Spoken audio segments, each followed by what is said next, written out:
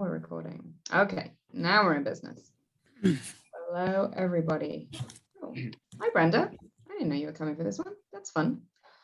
Oh, wait. She may have just occurred to me. She may have confused it for Oh, she's in a technical class. And yeah, she's in a tech class. Okay, it's fine. We're old friends. She's welcome to come to my class anytime. If I can just find to share screen, we can get going. None of us. Oh, so TechCom is at the same time? Sorry? So the TechCom class is at the same time as this one at the moment? No. No, I don't think there's a TechCom class today at all. There isn't. Really shouldn't be. They told me I was okay to teach this week. Oh, okay. Sorry. No worries. Thanks. We're doing this. Woo! LinkedIn, one of my favorite platforms. It's been getting better. It's been getting more interesting and more usable and more useful. And if you're doing anything to do with business to business, it should be on your agenda. And although I said at the beginning that pretty much all the social media platforms follow the same patterns, LinkedIn is worth looking at separately because if you're posting on behalf of a company, it's not exactly the same as running a Facebook page. So we'll look at it in depth and we'll look at advertising on it a little bit. And we'll have some fun. So honestly, who's using LinkedIn? Honestly, most of the people who are on it are looking for jobs or thinking that they might want to change jobs sometimes in the next couple of years. LinkedIn would have you believe that they have a lot of corporate people, and they do, but it's not at all clear how active people are. For example, if you're a CEO of a company and you have a page, how often do you actually look at it? Most of the people that I speak with say to me, oh yeah, I'm always getting like updates and reminders. They send me messages all the time telling me this person wants to connect and there's this thing for me to look at and this person just posted something, and they all go to the junk mail email box that people never look at and they ignore it. So whilst in theory LinkedIn does have a lot of very high-powered people looking at it, it's not entirely clear how much time people are spending on it. I think the answer is, if you want to see who's using LinkedIn, look on LinkedIn and see who's actually active on it. Even then, you're going to see a lot of marketing people on it, marketing frantically, and it's not entirely clear that anyone's seeing what they're marketing apart from other marketing people. So I guess that's just one of those kind of realities about social media, is that people who are into social media are on social media a lot, and people who can't be bothered with it are not going to see stuff on it. So that's like a little bit of a kind of a caution that when this quote at the bottom here was taken from LinkedIn, and they claim to have 90 million senior level influencers, 60 million decision makers, and 10 million C-suite members, which was a new expression for me until I looked it up and found out that it means anyone with a C at the beginning of their title. So you're a CMO, a CEO, a CFO. Did everyone know that except me? Am I very thick? I don't know. In case anyone else was missing that particular piece of jargon. So if you're a CEO of a company or a CIO, CMO, whatever kind of set of initials that you probably means that you wear a suit and get a decent salary, unless you live in Israel. Anyway, so what they're trying to say is a lot of important people have accounts on LinkedIn, and it's true. Do those people look at LinkedIn? Maybe, maybe not. Marketers use it because marketers have to use it, because marketers it's one of those boxes you have to tick to say that, you know, I promoted my client on Facebook, Instagram, and LinkedIn, or I promoted my client on Twitter and LinkedIn, or depending what kind of industry you're in. So it's one of those things that a lot of marketers are using it. It's got a lot of professionals. If someone's on it, then yes, they are there to invest time, not waste it. This is all blurb from the LinkedIn website. They're here to learn, advance their careers. No, they're not. They're here to find their next job. Let's be very honest. The number of people who are actually using it to buy products, to consider products, to read articles is probably a small percentage of the people who are on the site, on the platform. But when you find people who are on it, then it's a very important platform to use to speak to those people, because if you find people who do use the platform, then LinkedIn allows you to contact them, speak to them, and build connections with them. And it is a business oriented and brand safe environment. People are not looking at videos of cats and dogs and all the other shtuyot that you find on Facebook. So it is a serious environment. It is worth putting content on it because serious people will see it and take it seriously. There we go. There's multiple uses of the word serious.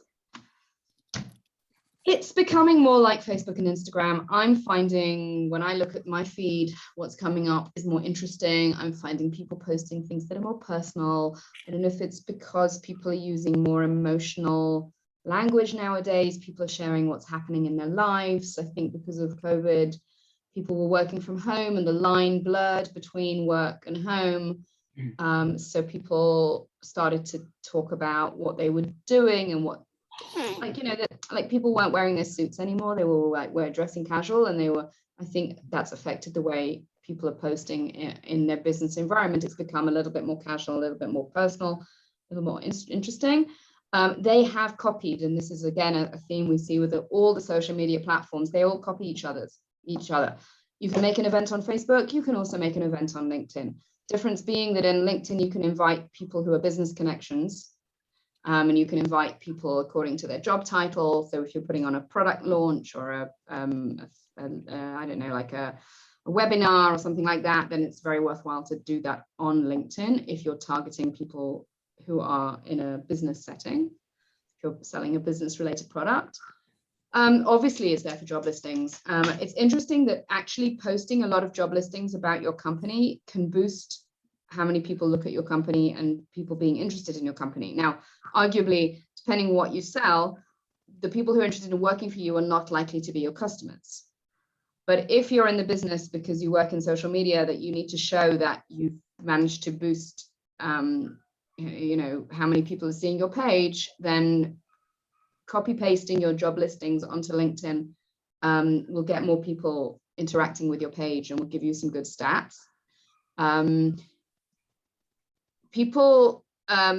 Companies of a certain size, LinkedIn aggregates information about the employees so that job seekers who are looking at your company with a view to working for it can see a lot of information about what kind of people work for you, like what schools they went to, what degrees they have, or where they live, where they come from, all kinds of different data, which may be helpful for your company because it can establish credibility. It can give people a good feeling about what your company is like to deal with, not just what it's like to work with.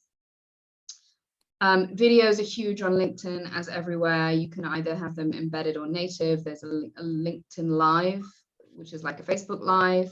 There's LinkedIn Stories, which is copied from the whole Instagram thing that became Facebook Stories. It's now also on LinkedIn. And they also give you a lot of very detailed analytics, which can be very useful if you run a campaign. You can get some great data, and you can, show that a lot of people with very impressive job titles looked at your post or your ad campaign or whatever it was. On the flip side, because I always like to give you the flip side, if you are kind of like stalking your friends or writing fun comments like "ha ha," what was that one? "Ha ha, no." Them, but they must be good to bag an expert. So, Martin doesn't realize that he's not just posting on his friend's post. Anyone who looks at his profile can see what he did on other people's posts, which I think is more than Facebook. I don't think Facebook exposes you to that degree, right? I don't think other people can see all the comments you've made on everybody else's posts. At one point it had that feature, like old versions of Facebook. I have not. And like, if you go on some of your not friends, you'll see that they posted a certain group you saw them posting, but like not as, I don't know if that's as much the case anymore. Right. Well, we're past Yom Kippur, so I won't give you my analysis of how, everything we do online is recorded in the great big book. But you can definitely see that if somebody is, if you're going for a job interview or something, which is what Danielle will be talking about, that people will look at your profile if they're interested in hiring you, do be a little bit careful about, the kind of offhand, scathing, cynical, skeptical comments that you write on other people's posts, because it is all aggregated on your activity, the summary of your articles and activity. The plus side, of course, is if you write a lot of articles, if you've got lots of blog articles, which we'll be talking about, then people can see, oh, this guy's written a lot of really interesting articles. He's a thought leader. He's obviously someone that I should be following. He knows his stuff. So just be careful what you post, because that feature can bite you. So we're only going to talk about the use for business promotion. We're not going to talk about using it for hiring people or for getting hired. We're going to talk about building a business page, writing a business page specifically. We're going to talk about writing posts and articles, joining groups, and running advertising campaigns. I like this. This came up on my feed a couple of weeks ago, and I screenshotted it. I think it's an interesting, unsolicited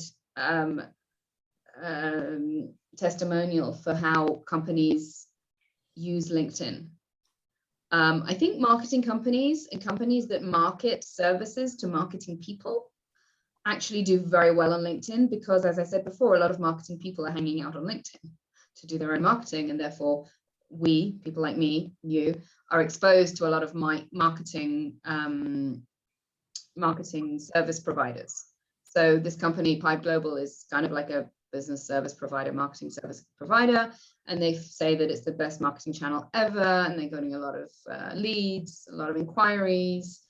And then someone else who's a content writer also launched her agency on the back of LinkedIn, and it brings them a steady stream of great clients. I'm mentioning this partly because if any of you are going to work as freelancers, as freelance writers, then LinkedIn could be worth your time. If you're going to build a page and a presence and share some of what you write, you might be able to use it to bring in business. So I'm not dismissing it as a platform. It definitely does work for certain companies, but just because they tell you that like millions of executives are on it doesn't mean that they're actually going to buy your product because you advertise on it. So let's talk about the business page. It's a bit difficult because I wanted to show you one at the same time. I think maybe if I show you this one, this is a PR company run by a friend of mine in London. So you can see the basic structure, that you have a banner, which is this purple thing. You have her logo, which has to be square. So she's done it in a cute way that she's positioned it very carefully so that it's like aligned, that it just juts out there. I think that was deliberate. Then you have the company name and the company description, which you can see you're limited to 100 characters. But as we know with some other platforms, that quite often you only see the first snippet of 35 to 40 characters. Oops, I think I just drew all over my screen. How do I do that? Okay. That's so funny. I've never seen that before. What did I do? That is the weirdest thing ever. What did I do? Okay, I'm having one of those days. I just messed up my screen. Does someone know how I can undo that?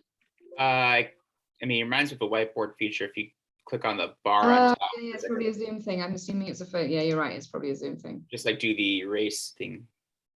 Oh, golly. Oh, I don't need the stress. I don't need the stress. Where was it? Annotate.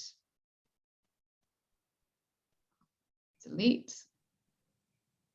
Okay, I must have clicked that by mistake. Does anyone know how to get this off? Undo. There we go. Maybe undo will do it. No, undo is not. That's ridiculous. I can't seem to get rid of it. Clear. Clear all drawings. All right. How do I turn that off? Anyone know? Mouse. All right. I think we're back in business. Sorry for that small technical thing. Now you all know how to do it. I've taught you something else. All right. So we have the company banner and the square logo. We have the company name and the tagline. Then you get an industry, the location, and the followers.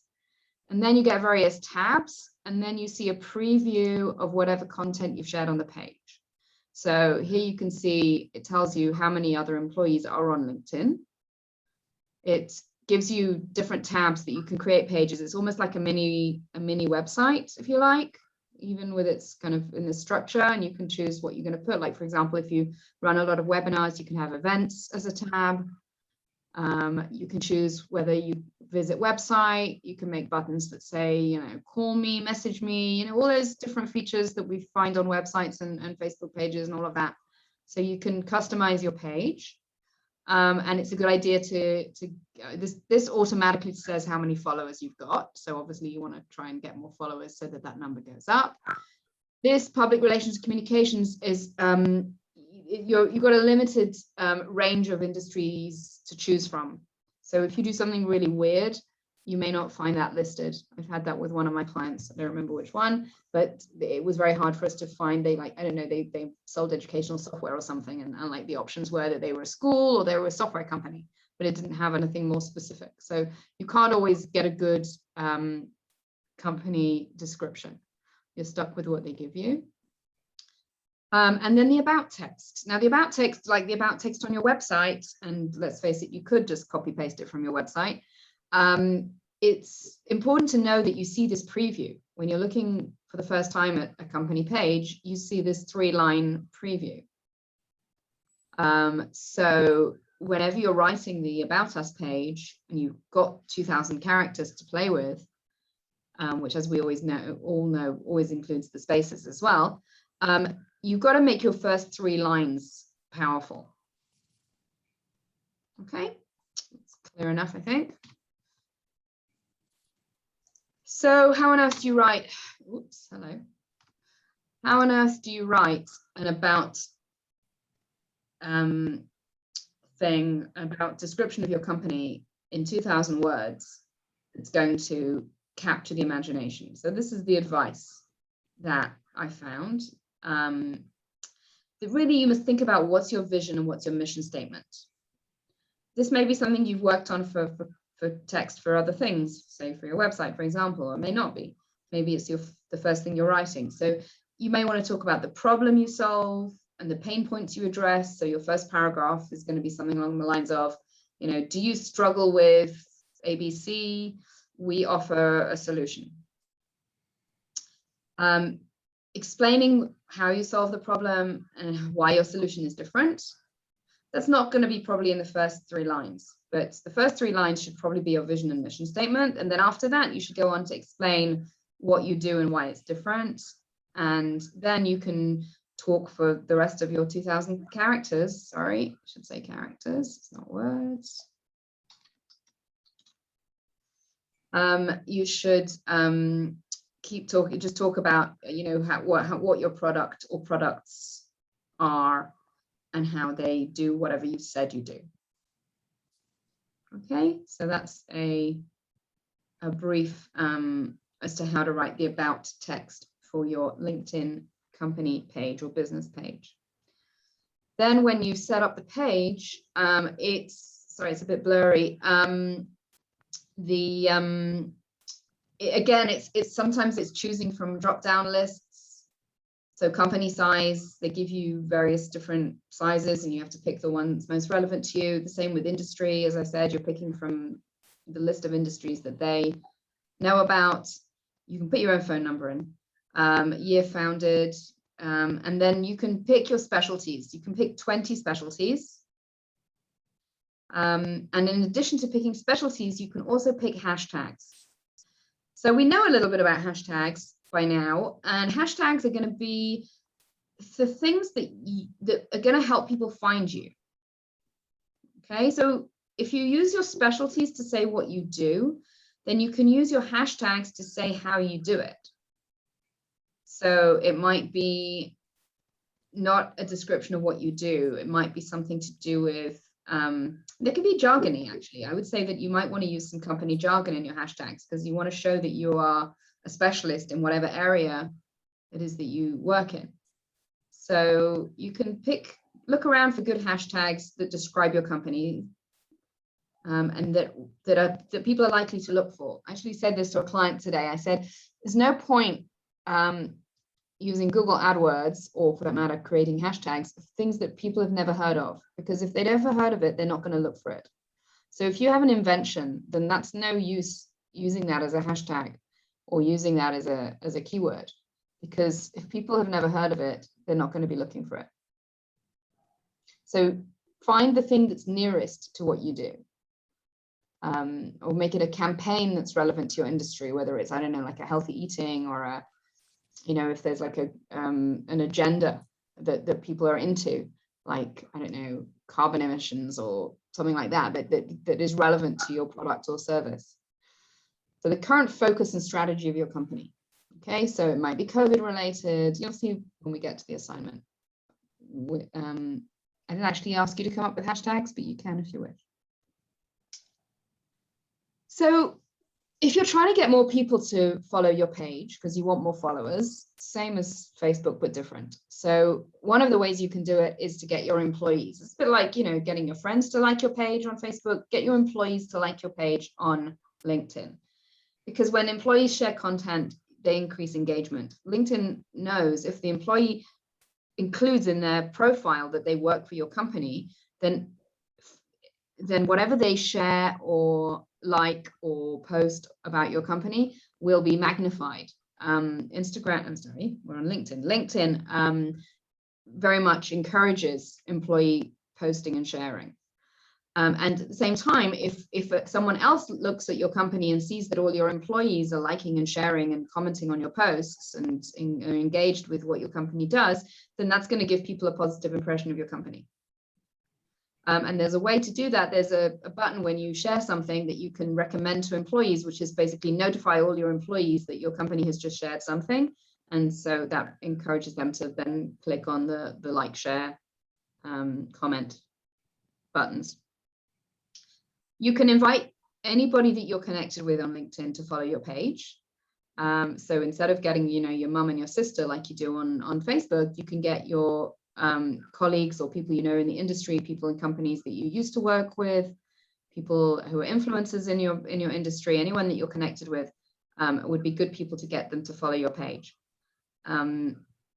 Listing job posts can also increase following because people who look at your page, spend a few minutes looking at your page with a view to working there, might then be in your industry, even if they go and work for, say, a competitor, but then the fact that they will continue to follow your company could be helpful, either that they'll recommend you for something that their company doesn't do, or that they'll keep track of what your company's doing. So that's all good, good results.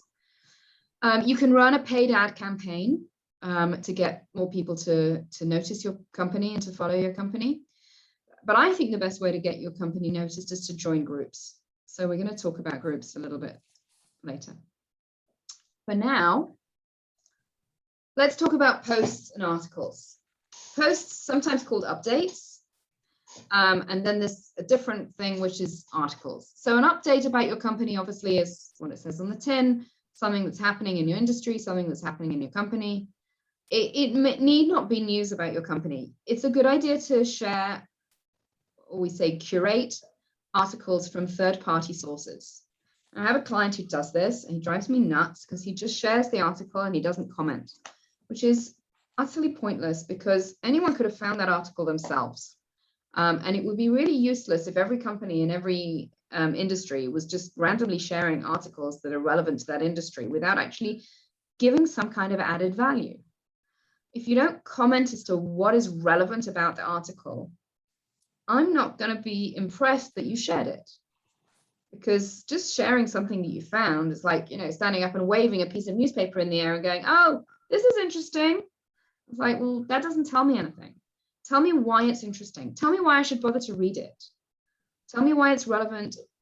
It can be a competitor piece. It can be something tangentially related to your business. Why is it interesting? Why is it relevant? If you don't add a comment when you share a third-party article, then you're really wasting the purpose of LinkedIn, and you look like a bit of a fool because you look as if you're just throwing things around without any purpose.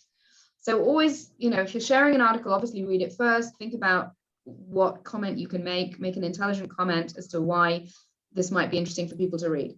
And then even if you didn't write it, like you don't get any credit for reading the article, but you get credit for bringing it to someone's attention if you've made it interesting and added a layer of commentary that makes people sit up and take notice. So those are good things to post, curated articles. Company news, obviously, and from time to time, promotional posts. I'm not going to tell you there's like an 80-20 rule.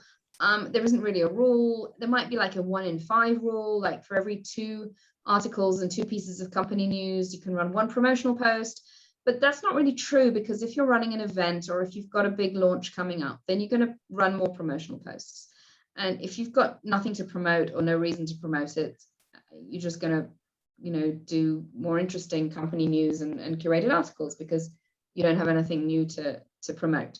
So go with your feelings as to what you think is interesting and useful for people. Look at what kind of response you're getting to what you post. See what's popular, see what gets a lot of likes and shares and comments. It could be controversial on LinkedIn. You know, you can, you know, share something from a news source and say, you know, what do people think? Is this the way of the future? Ask questions, do all those kind of engagement things that we learned about with Facebook. You can do all of that also in LinkedIn posts as well. And as I said before, I'm finding that people are being more personal and more interesting in what they post and what they write about, what they're sharing. The other thing about updates is when you've shared a post or an update, you can then do one of two things with it. You can share it in the group that you're in, and you can, and LinkedIn prompts you to do that. It says, do you want to share this with any groups that you're in? And you can also do something called targeted sharing. So, here's targeted sharing. Okay, this is an interface that comes up, and it says that the default is that it'll be visible to anyone, but you can choose to actually target a specific audience. If you've got a post that you really want to target to a specific group of people, maybe it's an event that's in a particular physical location and you want to target people by location, or if it's something that's relevant to a particular industry. So you can use this free organic feature to do targeted sharing. And this is, again, one of the benefits of LinkedIn knowing who people are and what they do, knowing their job function and their place of work, is that you can then target people by where they work and what they do. And to a certain extent, you know, how big their company is and how senior they are, which can also determine whether are they in the market for your software? Are they going to be interested in, you know, your, I don't know, garbage collection services, whatever it is that you're promoting. You can target your audience according to who's going to make decisions about this. Who am I trying to reach? You do have to find 2,000 people for this to work. So 2,000, yeah. So you need to use quite broad criteria in your targeting. Narrow targeting is not going to work here. And then if you're going to share it with groups, I would just say that if you're going to share it with groups, make sure that you're a contributor in other ways inside the group. If you, and I've used this analogy many times, if you're just going to walk into the group room, as it were, and shout about your products and then walk out again, then no one's going to take any notice of you. If you're engaged in the group, in the conversations that go on in the group, the discussions, if you comment on other people's posts, and you're a really active group member, then it's legitimate to run into the group and drop a post from time to time. But people will notice that if that's all you're doing, and then they'll just ignore you because you're just using it as an advertising notice board, not as a proper interactive group. I just want to cover just the word limits. LinkedIn posts and status updates, 1,300 characters. So if you've got like a blog post or a press release, then you're not going to be able to cut and paste the whole thing. You might just use a snippet. And we know, we've talked about, you know, which is the right bit to post. Like, you know, it could be the question and then the answer. It could be like a teaser. It could be a summary. It could be the last paragraph of the press release or the last paragraph of the blog.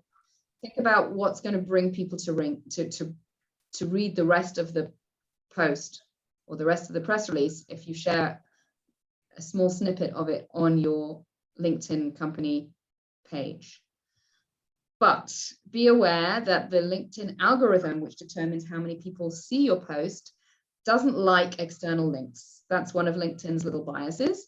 So what LinkedIn likes you to do, and it's a bit like Google, if you want the platform to work for you, it's good to know what works for them.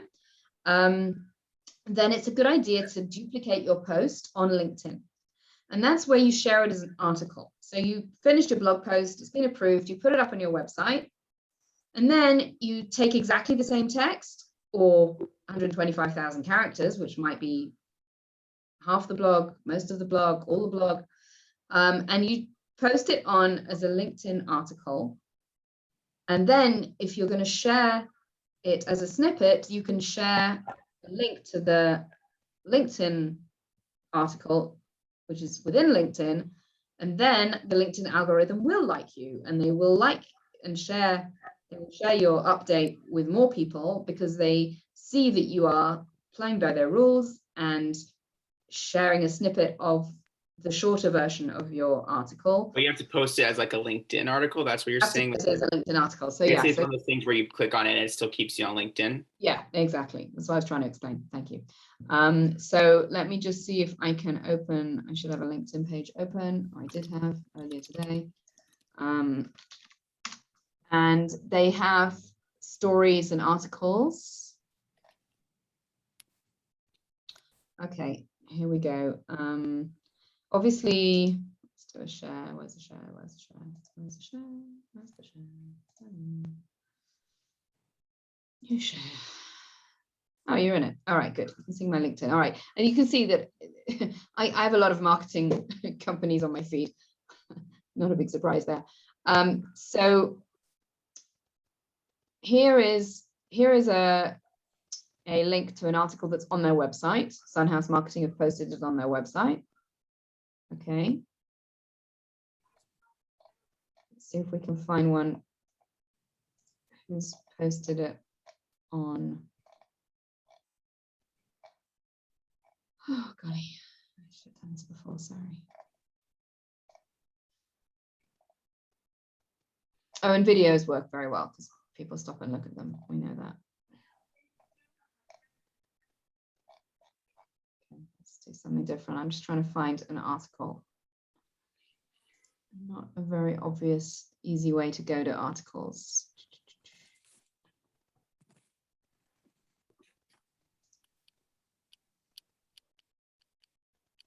Okay, on activity, you can see updates. No, we could if there were any, and you can see articles. Doesn't seem to have any. All right, that was not a good one to pick. Sorry, guys.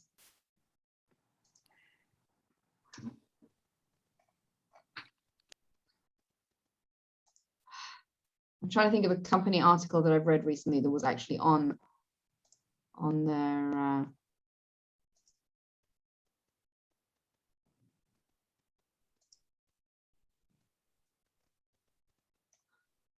okay, you know what? I'm not finding what I'm looking for here. Anyway, whatever. There's a place to post stories.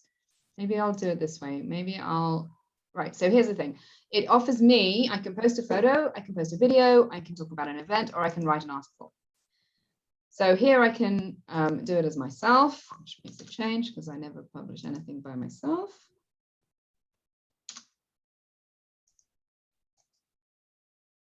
Hello.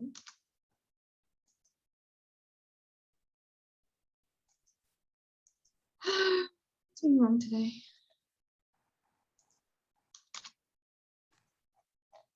Oh, next, that will be the one. Okay, fine, here we go. This is where I write a blog article, okay? So here I'm gonna write, you know, blog article,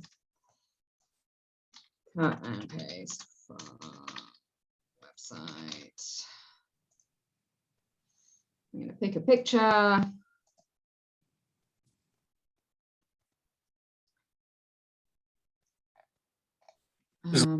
Images available for you? I have images. I usually use my own images. I don't think it offers you images. Let's try that again.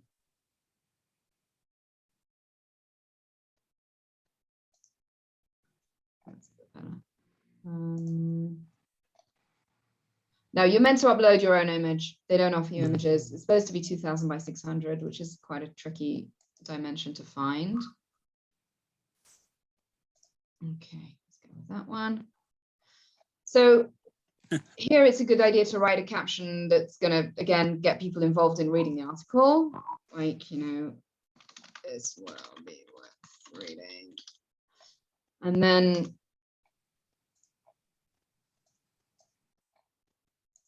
So then you can write your blog article and then you can publish it. And then you can choose who to share it with. Okay, so here it's only giving me the option to share it on LinkedIn. It's not giving me the option to do it as a targeted post. I don't know why. Maybe because it's not, I don't know why. Here I can add hashtags. Sarah, does it affect if you publish your blog article and it is, let's say, a response to a different blog article, and you put the original one, which is an external source, into the blog article? Will that affect LinkedIn? No, that's fine. That's legitimate. You can say, you know, I'm responding, and then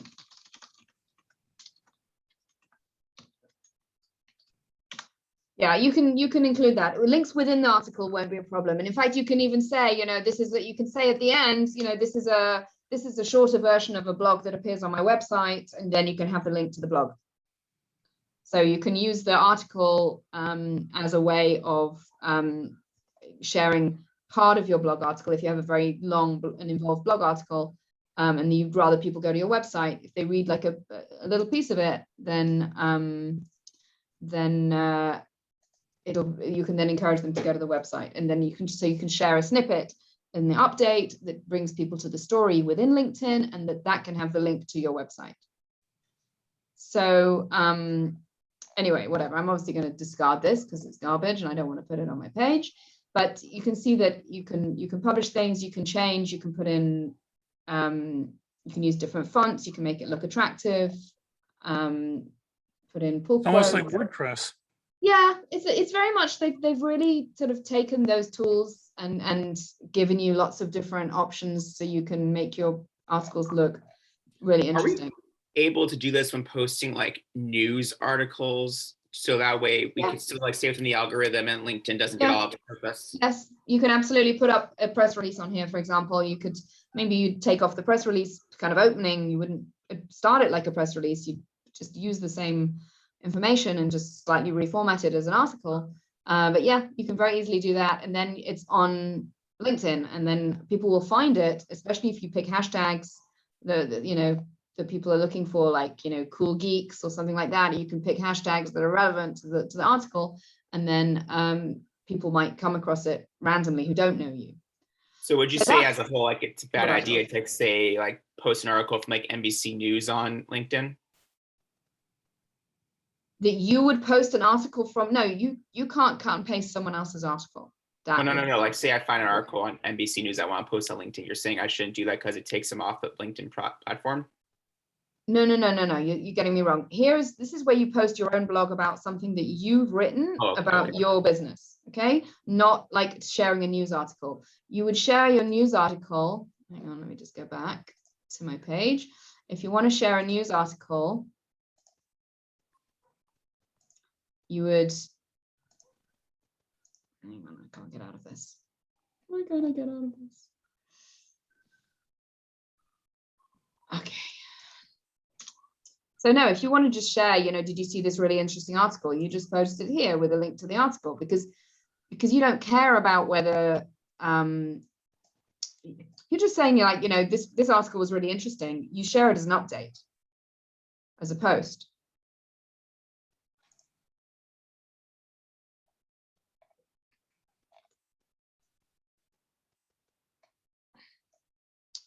So you can see, by the way, limit to the hashtags? Sorry?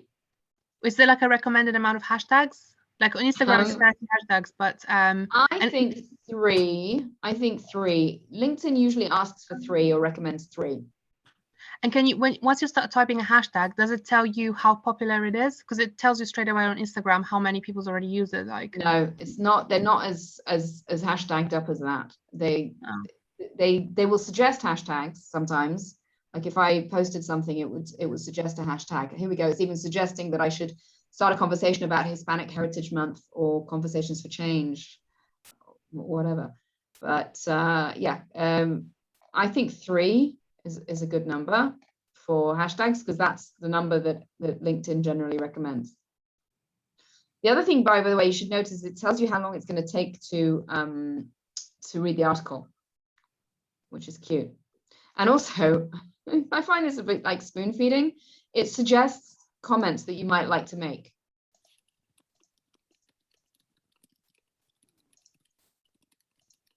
See?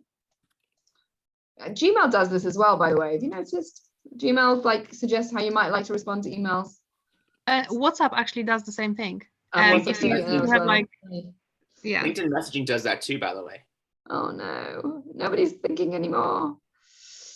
There you go. That's an interesting post. I just want to point out that this is the president of a design group and she's sharing her Yom Tov menu.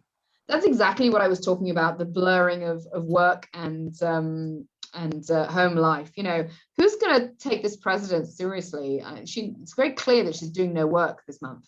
Like, we all know that. But I wouldn't click on the see more. Sarah, can Hmm? you click on the see more? Because I want to see like how she ends the thing.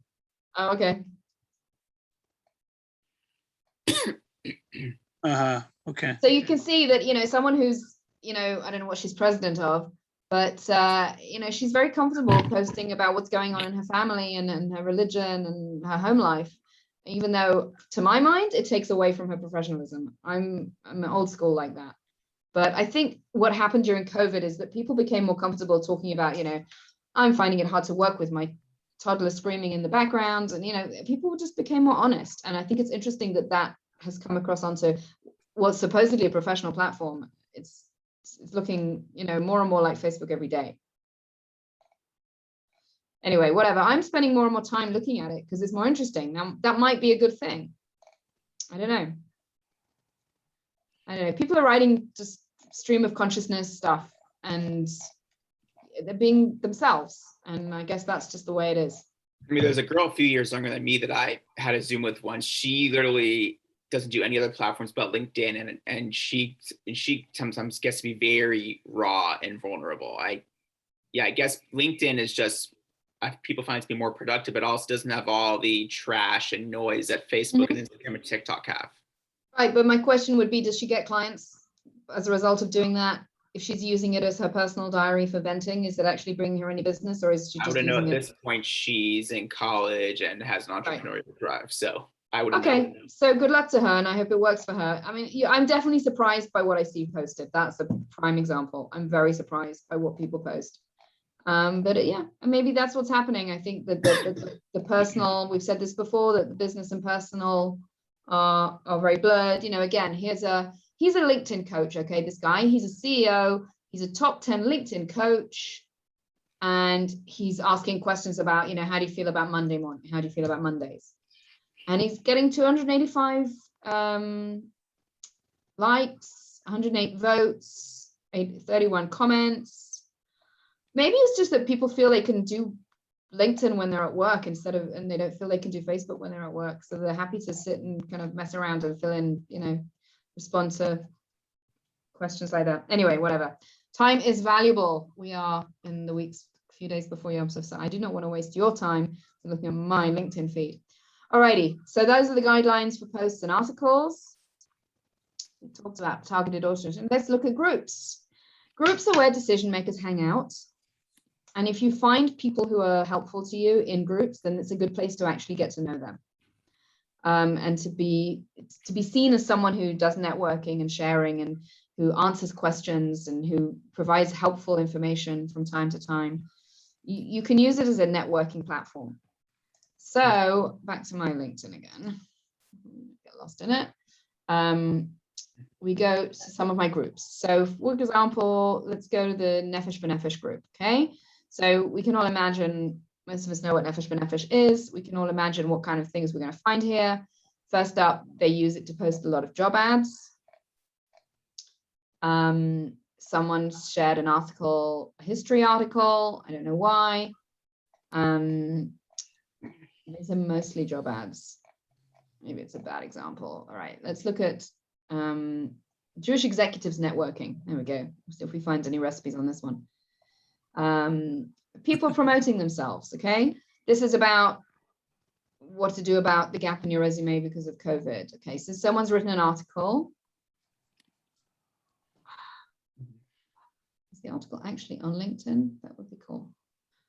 Oh, so this, by the way, this is a LinkedInized quote, link. This is a link off LinkedIn that LinkedIn has LinkedInized. No, sorry, it's a link on LinkedIn. There we go. That's what happens. You saw that? This was an article within LinkedIn. Okay, what I showed you before. And it's got a call to action in there. It's got a description of who he is. He's written 290 articles. He does careers advice, so it makes sense that he's on LinkedIn. And he's got a summary of the article here.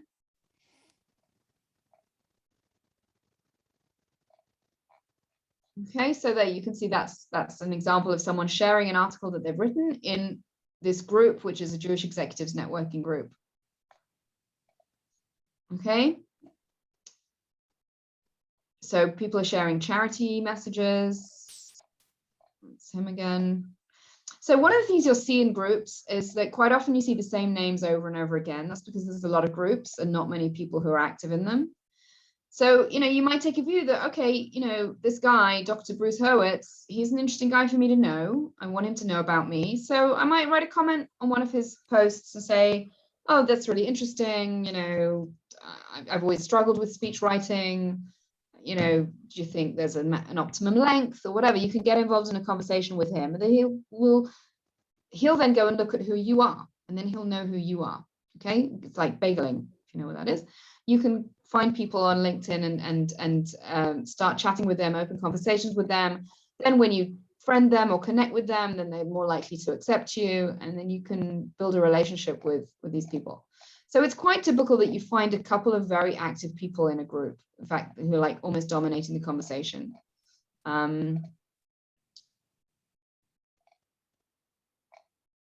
People post really weird stuff. All right, whatever. Let's get out of that. So yeah, so groups. So going into groups, you can find all kinds of different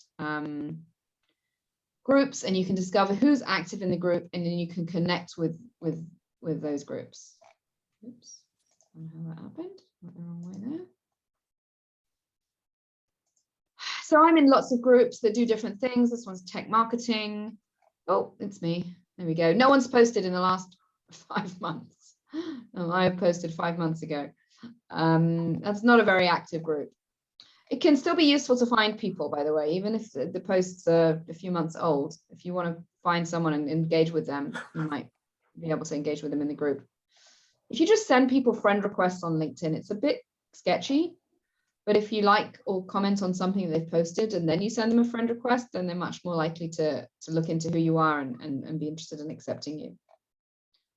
And it's a freelancers group where people basically just promote themselves. So that's not a good example of a group. It's more like a notice board.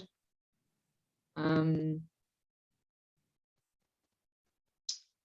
of the groups I'm in fall into that category. Okay, philanthropy Israel. Oh, no posts at all. Wonderful. Okay, so look, if you're in an industry where there are active groups, then they might be useful. If you're in an industry where the groups are pretty rubbish, then it's not worth bothering with. That one has one post from a year ago. And it's an unlisted group, which means it's not got many people. It's got 97 members. And it tells me who my connections are. It might remind me who I know. It might encourage me. I might be able to look at the list of who's in the group and find out who I'm interested in connecting with. So it could be good for networking.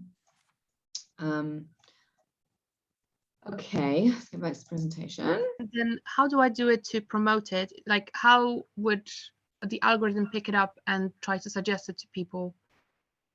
If you share it on the group, you can cut and paste your post or share it to the groups, and then people in the group would see it.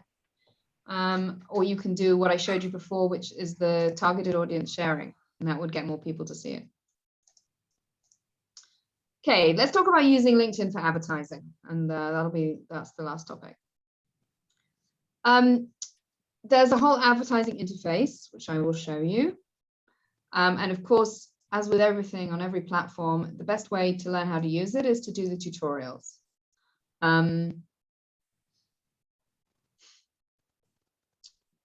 Sorry, it's this one, advertise, this one. Okay. So here you can see, are you seeing my screen? Are you seeing a campaign manager page? Great. So here you can see different clients that I work for, different campaigns that I run. One of them is Fairfee. And you can see what campaigns are running for each of these accounts. I'll decide which one to show you. I'll tell you the Spin to Win story. Spin to Win was an interesting story. It was a product that they wanted to target restaurant managers.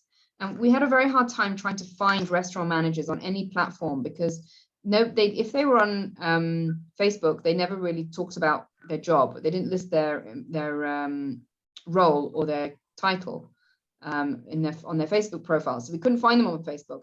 So we came to LinkedIn to see if we could find them on LinkedIn, and we tried to look for them on LinkedIn, but we found that the restaurant managers were often on LinkedIn, but they were not active on LinkedIn because they were busy running their restaurants and they weren't really spending time on LinkedIn. So it was very hard to find any kind of, to get them to actually pay attention. So we ran some ad campaigns to generate leads. As you can see, they weren't very successful. I'm just showing you just to show you what you can see, that these were the ads we made with pictures and text. I don't remember why the form was rejected. It's a long time ago. But yeah, we ran some ad campaigns, and we want to see who we targeted. When you're doing the targeting, it's going to be easier to show you on the presentation. When you're doing the targeting, you have to select location. This is a prerequisite, which makes it a little difficult if you're trying to run like an international campaign, or if you're trying to offer a service to people who are not linked by location. If you're not targeting people by location, location is the first option. You can pick multiple locations, but you can't pick none. Then you have to pick your decision makers, and you can do that with a mixture of different criteria. One of them is job function. One of them is job title.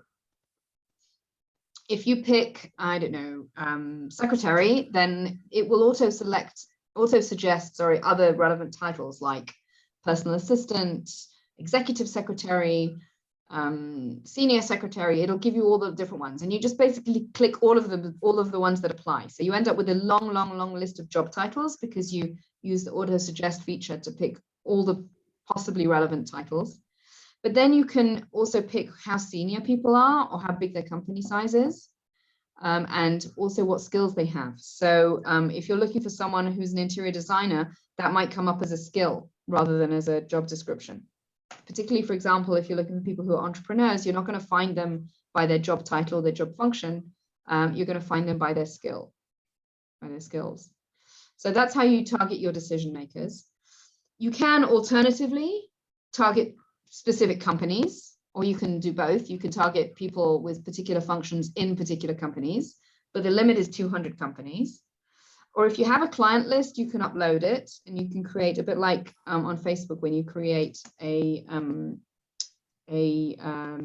target group based on your existing client list, and you can find companies that are similar to the ones you're already working with. LinkedIn will provide you with a similar list of companies that are not on your client list, but who are similar in some way. Or you can do it by company industry. But just be aware that when you set up a company and you pick what industry they're in, you can pick 3 different industries, but it'll only take into account the first one that they picked.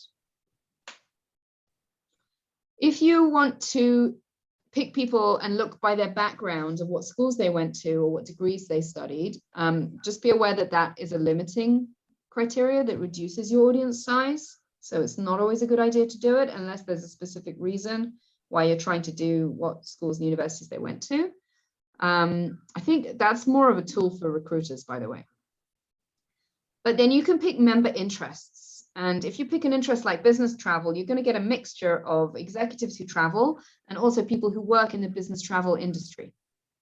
Unless universities are your target. Of course, if you're right, but hang on, it's people. It's not universities, it's people. So it's people by what university they went to. So you can target people who went to Yeshiva University. You're not speaking to people at Yeshiva University. You're talking to graduates, new or old. So that's the background thing is on the decision makers, not on the company. is true, but universities target graduate students also to Oh yeah, find sure, absolutely. as, Yeah, as a source sorry, of you're absolutely right.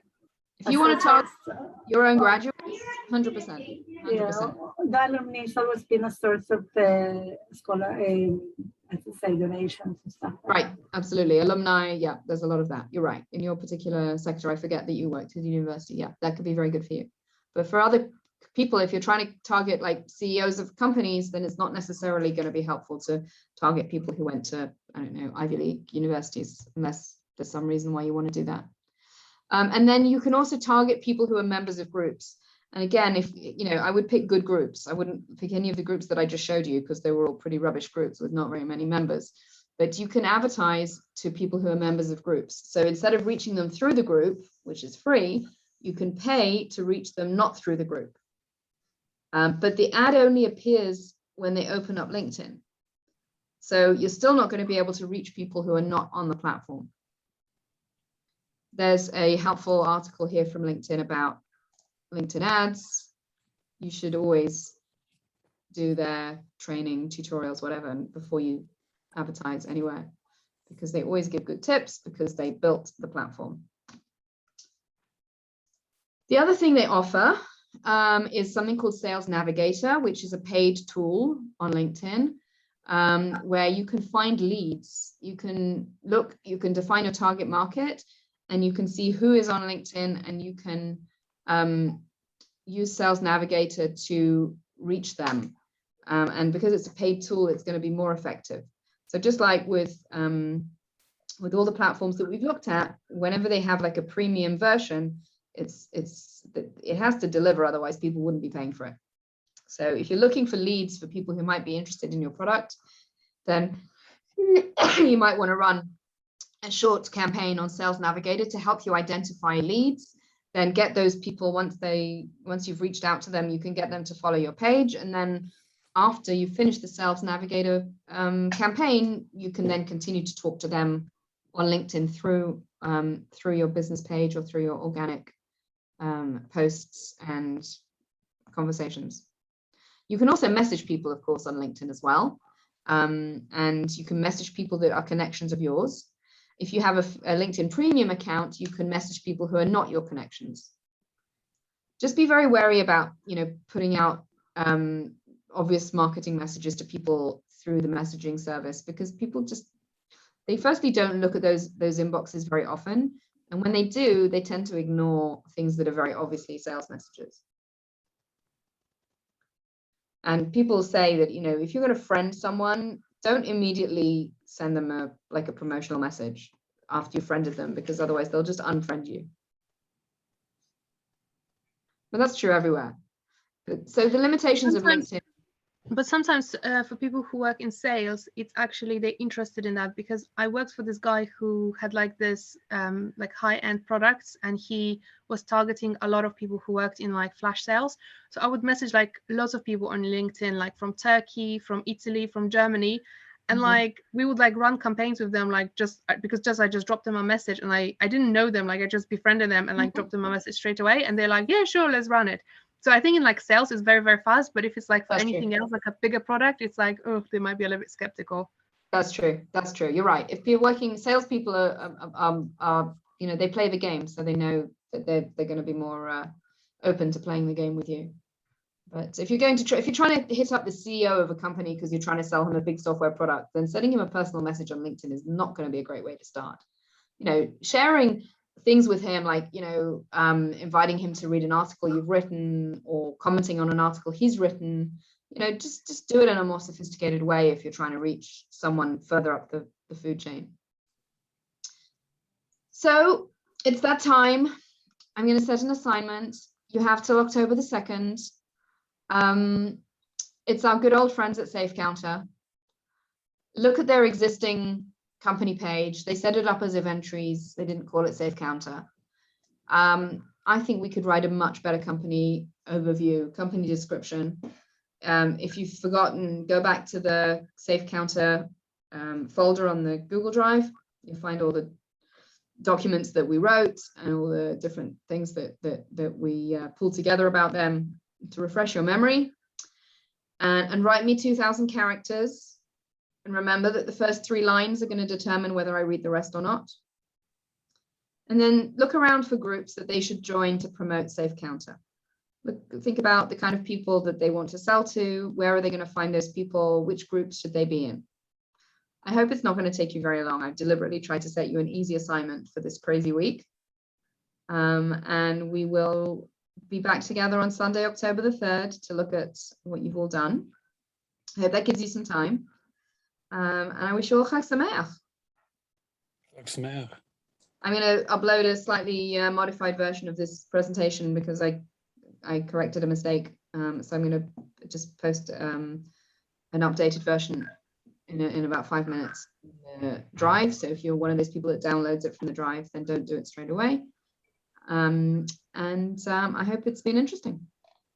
Yes, thank you very much. Yeah. Thank you. Chag Sameach. Chag Sameach.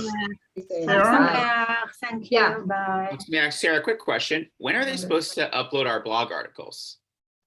They were supposed to. I will chase them. Thank you. All And right. don't forget the Talk Sukkot soon, everyone. menu. Oh yeah, I'm going to go back and read her menu now, see what she's cooking. Okay, nice to see everyone. Chag Sameach. Chag Chag Sameach. Sameach. Bye. Hi, Brenda. Hi, how you doing? Okay, I'm really only in TechCom. Does that